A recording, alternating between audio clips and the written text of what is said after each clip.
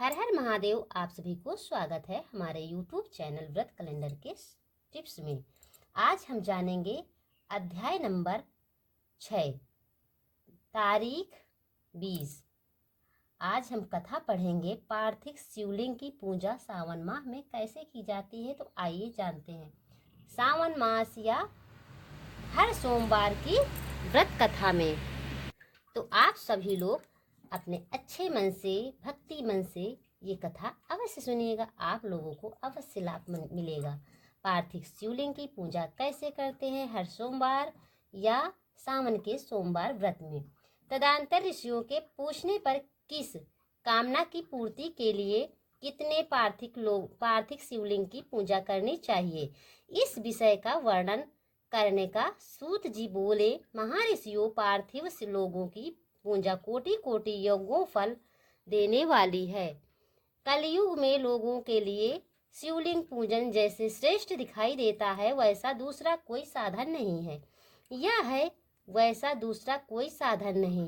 यह समस्त शास्त्रों का निश्चित सिद्धांत है। शिवलिंग भोग और मोक्ष देने वाला है।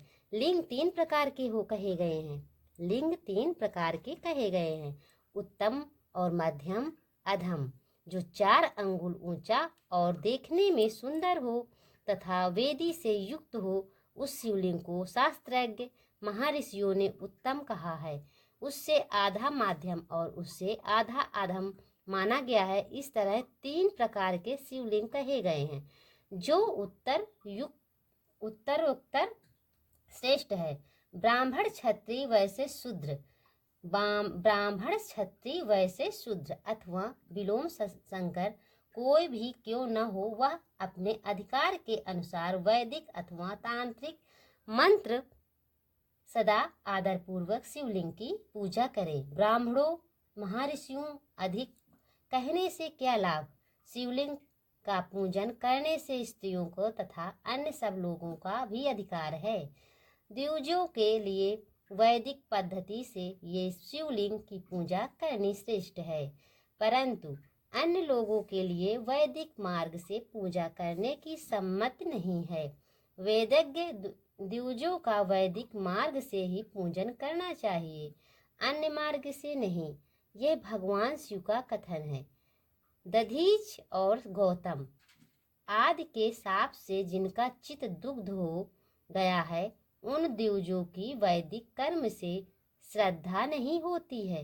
जो मनुष्य वेदों तथा स्मृतियों में कहे हुए सत्कर्मों का अवहेलना करके दूसरे कर्म में करने लगता है, उसका मनोरथ कभी सफल नहीं होता है। इस प्रकार विधि पूर्वक भगवान शंकर का नवेदांत पूजन करके उनकी त्रिभुनाई 8 मूर्तियों का भी पूजन करें। पृथ्वी, जल, अग्नि, वायु, आकाश, सूर्य, चंद्रमा तथा यजमान, ये भगवान शंकर की 8 मूर्तियों कही गई हैं।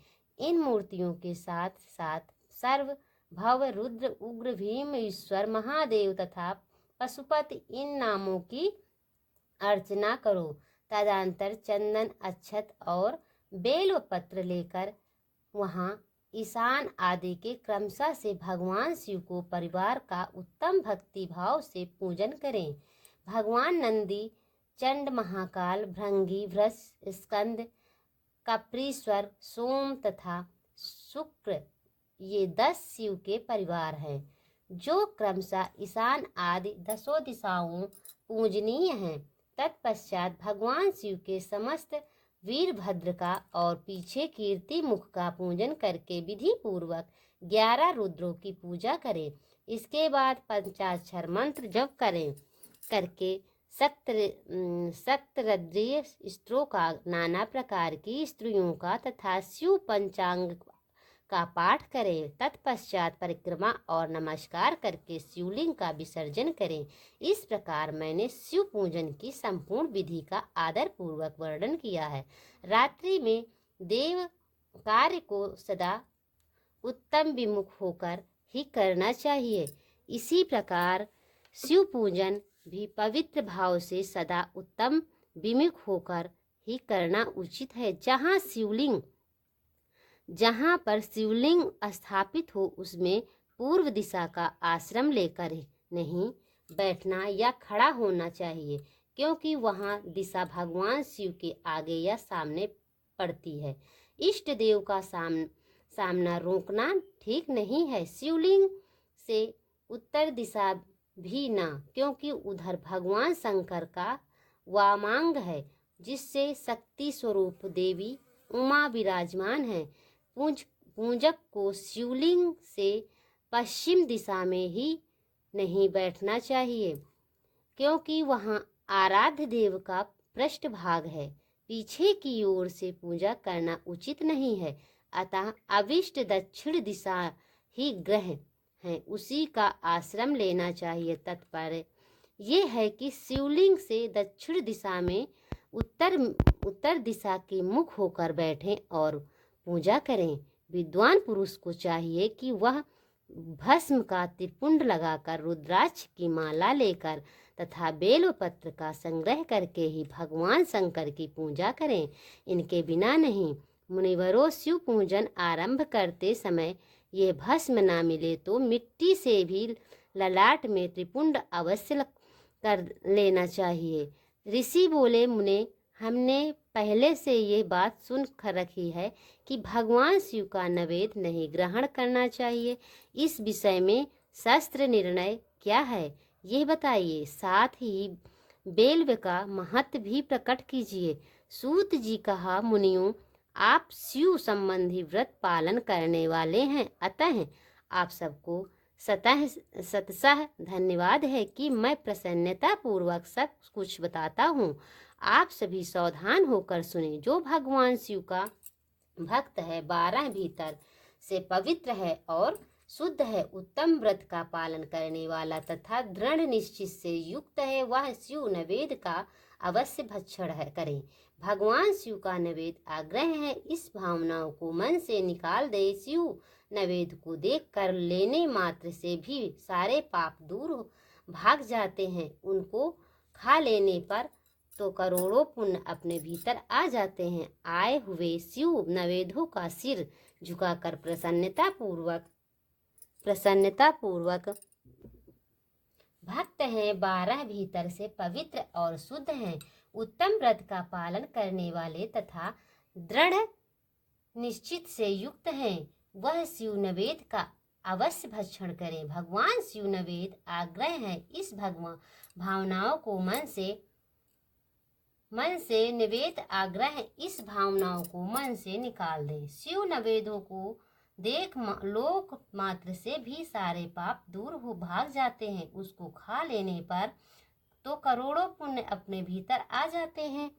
आए हुए शिव नैवेद्यों के सिर झुकाकर प्रसन्नता के साथ ग्रहण करें और प्रयत्न करके शिव स्मरण उसका भक्षण करें। आए हुए शिव नैवेद्यों जो ये कहकर कि मैं इसे दूसरे समय से ग्रहण करूंगा, लेने में विलंब कर देता है, वह मनुष्य निश्चित ही पाप से बंध जाता है। जिसने शिव की दीक्षा ली हो, उसे शिव भक्त के लिए ये शिव नैवेद्य अवश्य भक्षणीय है। ऐसा कहा जाता है, शिव की दीक्षा से युक्त भी शिव भक्त पुरुषों के लिए सभी शिवलिंग का नैवेद्य शुभ और महाप्रसाद है, अतः वह उसका अवश्य भक्षण करें। परंतु जो अन्य देवताओं की दीक्षा से युक्त है और शिव भक्त में भी मन को लगाए हुए है, अब उनके लिए शिव नैवेद्य भक्षण विषय क्या निर्णय है, इसे आप लोग प्रेम पूर्वक सुने। ब्राह्मणों, जहाँ शालिग्राम शिला की उत्पत्ति होती है, वहाँ के उत्पन्न लिंग से रसलिंग, पारदलिंग में पाषाण, रजत तथा स्वर्ण से निर्मित लिंग से देवताओं तथा सिद्धों द्वारा प्रतिष्ठित लिंग में, केसर निर्मित लिंग में, स्फटिका लिंग में, रत्न निर्मित लिंग में तथा समस्त ज्योतिर्लिंग में विराजमान भगवान शिव का अधिकार निबोधे का भक्षण चंद्रयान व्रत के समान पुण्य जनक है। ब्रह्म हत्या करने वाले पुरुष भी यदि पवित्र होकर शिव निर्मल्य का भक्षण करें, उसे सिर पर धारण करे, तो उसका सारा पाप शीघ्र ही नष्ट हो जाता है। यहाँ जहाँ चंड का अधिकार है वहाँ जो शिव निर्मल्य जो हो उसे साधारण मनुष्यों को नहीं खाना चाहिए। जहाँ चंड का अधिकार है नहीं है वहाँ शिव निर्मल्य का सभी को भक्ति पूर्वक भोजन करना चाहिए। बाण लिंग, नर्मेदोस्वर लिंग, लोहे निर्मित, स्वर्ण आदि धातुमय लिंग सिद्धि लिंग, जिन सिद्धि लिंगों की उपासना से किसी ने सिद्धि प्राप्त की है अथवा जो सिद्धि प्राप्त की है अथवा जो सिद्धों द्वारा स्थापित है वे लिंग स्वयं भूलिंग। इन सब लिंगों में तथा शिव की प्रतिमाओं मूर्तियों में चंड का अधिकार नहीं है। जो मनुष्य शिवलिंग को विधि पूर्वक स्नान कराकर उस स्नान के जल का 3 बार आचमन करता है उसके कामिक, वचिक और मानसिक तीनों प्रकार के पाप यहाँ शीघ्र नष्ट हो जाते हैं। जो शिव नवेद पत्र पुत्र पुष्प फल और जल आग्रह है वहाँ सब की शालिग्राम शिला के स्पर्श पवित्र ग्रहण के योग्य हो जाते हैं। मुनिवरों शिवलिंग के ऊपर चढ़ा हुआ जो द्रव्य है वह आग्रह है। जो वस्तु लिंग स्पर्श से रहित अर्थात जिस वस्तुओं को अलग रखकर शिव जी को निवेदित किया जाता है लिंग ऊपर चढ़ाया नहीं जाता उसे अत्यंत पवित्र जानना चाहिए। मुनिवरों इस प्रकार नवेद का विषय में से शास्त्र का निर्णय बताया गया है। अब तुम लोग सावधान हो आदर पूर्वक बेलपत्र का महात्म्य सुनो। ये बेल वृक्ष महादेव के रूप ही देवताओं ने इसकी स्मृति की है। फिर किसी तरह से इसकी महिमा कैसे जानी जा सकती है। तीनों लोकों में जितने पुण्य तीर्थ प्रसिद्ध हैं वे संपूर्ण तीर्थ बेल्व का मूल भाग्य निवास करते हैं। जो पुण्य आत्मा मनुष्य बेल्व के मूल में लिंग स्वरूप अविनाशी महादेव जी का पूजन करता है वहाँ निश्चय ही शिव पद को प्राप्त होता है। जो बेल्व की जड़ के पास जल से अपने मस्तक को सींचता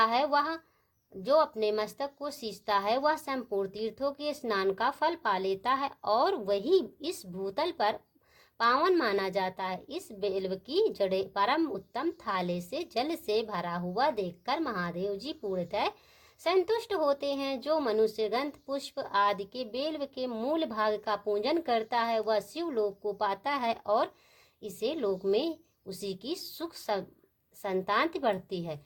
जो बेल्व की जड़ के समेत आदर पूर्वक दीपावली जलाकर रखता है वह तत्व ज्ञान से संपन्न हो भगवान महेश्वर मिल जाते हैं।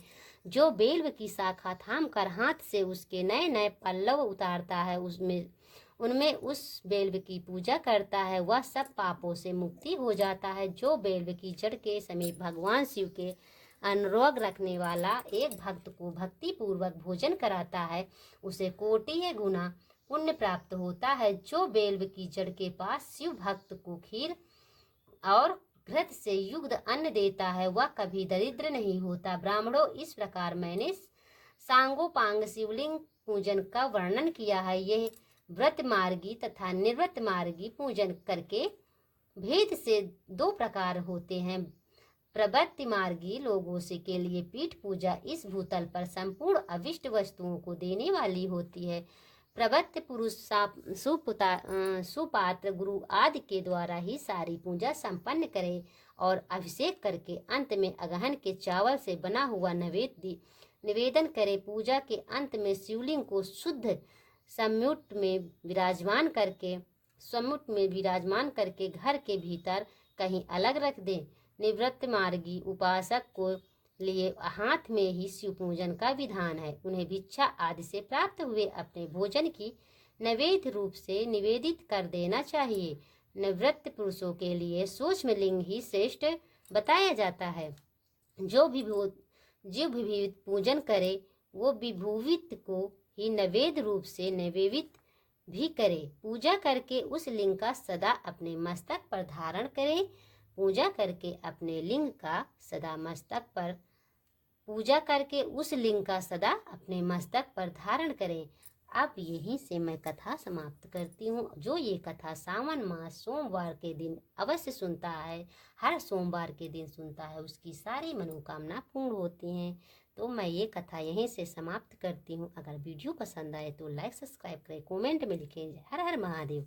आप सभी की कामना सिद्ध हो और ये कथा सुनते ही आप लोगों को मनवांछित फल मिले। हर हर महादेव, हर हर महादेव।